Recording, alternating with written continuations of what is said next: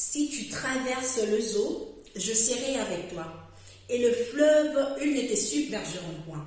Si tu marches dans le feu, tu ne te brûleras pas, et la flamme ne t'embrassera pas. Ésaïe 43, le verset 2. Je t'encourage à continuer tout le passage d'Ésaïe 43, bien sûr. J'ai appris à nager à l'âge adulte, donc je sais exactement la peur qu'on ressent quand on commence à se noyer. Quand j'apprenais à nager, mon maître il était toujours là près de moi. Il ne m'avait jamais laissé toute seule là. Et il me rassurait toujours. Je suis là, vas-y, continue, très bien, voilà. Maintenant, vas-y, maintenant ici, voilà, très bien, la jambe. Et maintenant là, le bras, et ainsi de suite. Il était toujours là, il m'a appris plein de techniques. Et le monsieur, il était vraiment sympa, il était toujours là avec moi. Mais bien qu'il faisait ça, et bien qu'il répétait qu'il est là avec moi, je continuais toujours à avoir peur. Et je t'assure, ça m'a pris vraiment beaucoup de temps pour abandonner cette peur. Et aujourd'hui, je sais nager, je nage maintenant sans problème. Et c'est un être humain. Il a fait de son mieux, mais la peur qui est en moi n'est pas partie d'une seconde à une autre. Mais cette parole que je viens de lire tout à l'heure, c'est une parole qui a été prononcée par le Dieu vivant, le créateur des cieux et de la terre.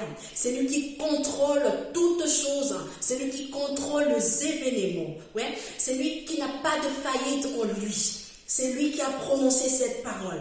Alors quand il t'a dit qu'il sera avec toi quand tu traverses le feu, quand tu es dans le feu, quand tu traverses des situations difficiles, alors il va accomplir sa parole.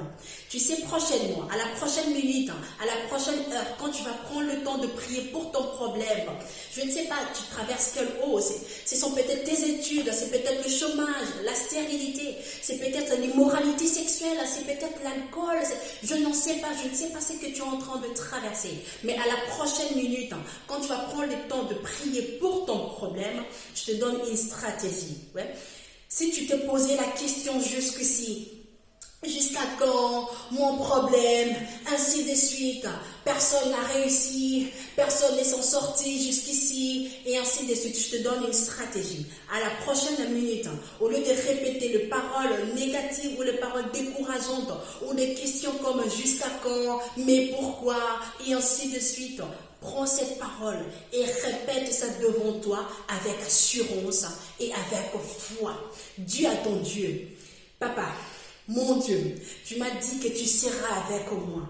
Peu importe les situations que je traverse, alors je crois de tout mon cœur que tu es avec moi et je resterai inébranlable, pas à cause de mes efforts, mais parce que tu m'as dit que tu es le Dieu vivant, parce que tu m'as dit que tu es celui qui contrôle les événements, parce que tu m'as dit que tu donnes l'Égypte pour rançon à ma place, parce que tu m'as dit que tu es fidèle et parce que tu m'as dit que je t'aime. C'est la stratégie que je te donne aujourd'hui. Ne compte plus sur tes problèmes, ne tourne plus tous tes regards sur ton problème pour voir comment il est grand, comment il est grand. Aujourd'hui, change de stratégie. Prends cette parole, la vérité de cette parole et prononce-la devant n'importe quelle situation que tu es en train de traverser à ces moments. Je ne sais pas combien de temps ça va encore durer pour que tu aies la solution à ton problème ou pour que tu palpes le résultat de tes prières. Je n'en sais pas.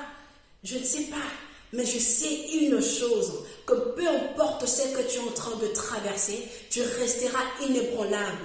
Et à la fin, tu seras plus que victorieux. Parce que c'est lui qui t'a fait la promesse, ouais, c'est lui qui t'a dit qu'il sera avec toi. Il est sûr d'être là. Peu importe ce que tu traverses. Alors ta part, c'est de rester confiant. Ta part, c'est de placer ta confiance dans sa parole. Ta part, c'est de parler à ton problème avec la vérité, de l'affronter avec la vérité de la parole de Dieu. C'est ça ta part. Et c'est cette motivation, c'est cet encouragement, c'est cette sérénité que je viens partager avec toi aujourd'hui. Et je crois d'une manière ou d'une autre, tu seras réconforté, pas par mes paroles, mais par le Saint-Esprit qui te fortifie à travers sa parole. N'oublie pas, c'est dans Ésaïe chapitre 43. J'ai précisément lu le verset 2, mais je t'encourage à lire tout le passage parce que c'est vraiment merveilleux, c'est vraiment fantastique et ça t'encourage. Et nous allons prier pour clôturer. Père, nous te disons merci infiniment. Parce que tu nous aimes tant et tu es toujours là avec nous, peu importe ce que nous traversons. Comment nous les savons? Nous les savons parce que tu nous as dit dans ta parole. Et aujourd'hui, nous choisissons de te faire confiance. Peu importe ce que nous sommes en train de traverser, nous avons cette sérénité que toi tu es avec nous.